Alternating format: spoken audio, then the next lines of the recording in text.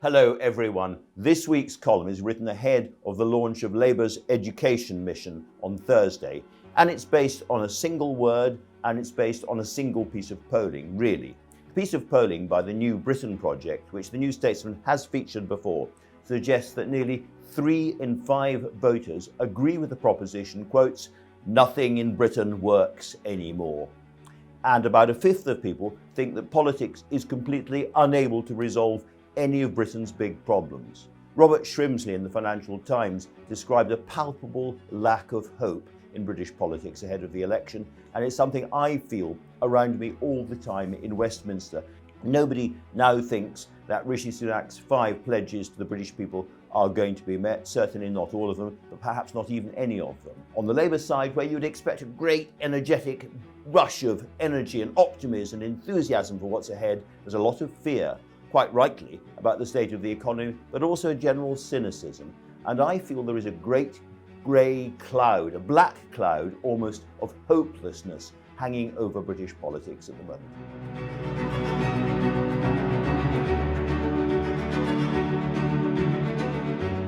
And the single word is oracy. Now, I've had an expensive and lengthy private education years back, and oracy was a new word on me before this week. And what it means basically is the ability to speak eloquently and grammatically and with a certain amount of self-confidence, that kind of verbal fluency that kids from the best private schools have naturally around them. The famous British public school. Despite their name, these schools are independent. The parents pay fees and most of the pupils are boarders.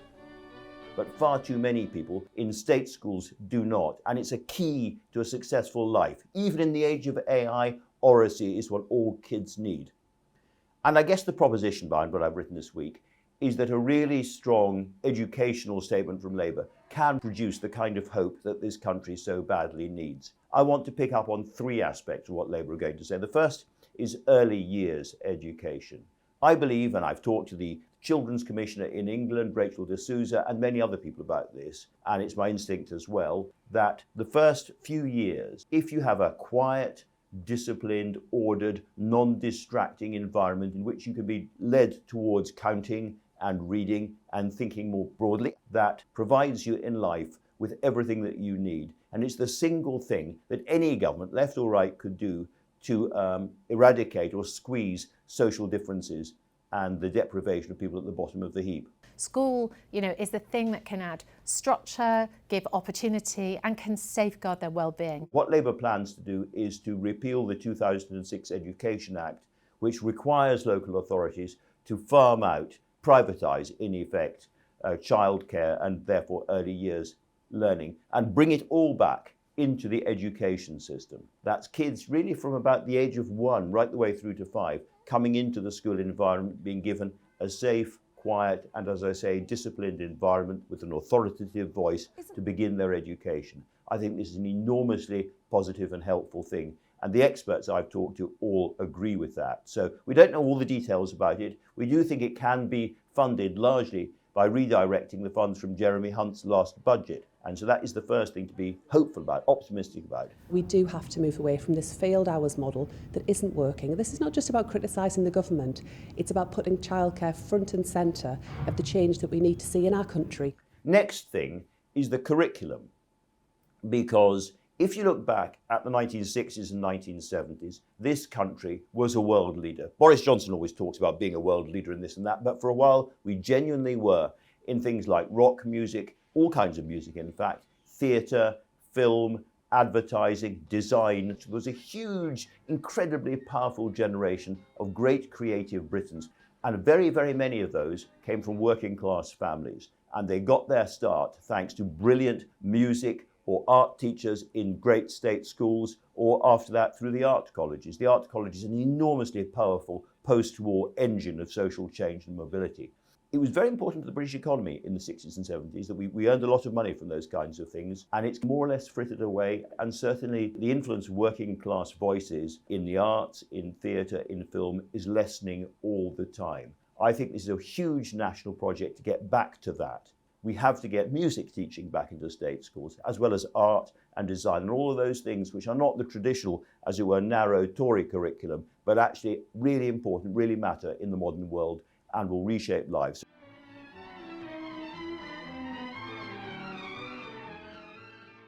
In the latter bit of that, of course, comes that single word, oracy. And I think a real programme in state schools to encourage kids to speak in public, speak more confidently and fluently with their shoulders down, and that kind of eloquent self-assurance you get from the private schools be a really, really important engine of social mobility going forward. Finally, of course, none of that means a damn thing if you haven't got the teachers. 40,000 teachers left the profession early last year. People are walking out with their feet, and it's about pay, of course, and there's still a huge gap between what the teaching unions want and the government are prepared to pay, and that's going to be a big issue for the next Labour government, trying to deal with that with relatively little money around. But Bridget Phillipson is offering £2,400 of benefit payments, extra payments, to encourage people to stay in the profession. And again, people I've talked to suggest this may well work. We really need to encourage people. 2, 4, 6, 8, come on, children, HCA. But beyond the money, we have to celebrate teaching as the most important profession of all. We have to really value and champion our teachers, just as we do nurses and doctors, because they have been at one side of the conversation, the national conversation, for a long time.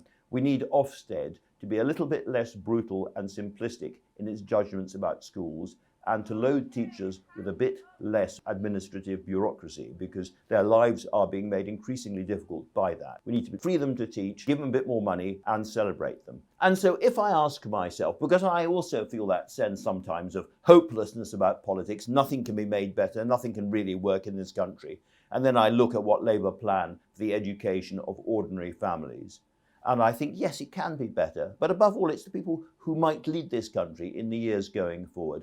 And if I think the choice is between people like Streeting and Starmer and Reeves and Phillipson, from working class, relatively poor backgrounds, who have fought and studied and argued their way up to the top, I would so much prefer those people to be leading us forward to the web of rather oily, greasy, well-connected, effortlessly, glibly, eloquent old Etonians and others. By the way, is that oracy we've had up to now? I think the change can happen, and I think it may begin this week.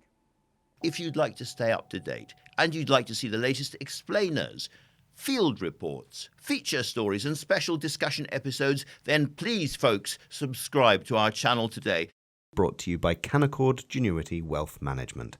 Experienced wealth managers who go above and beyond to guide and support you.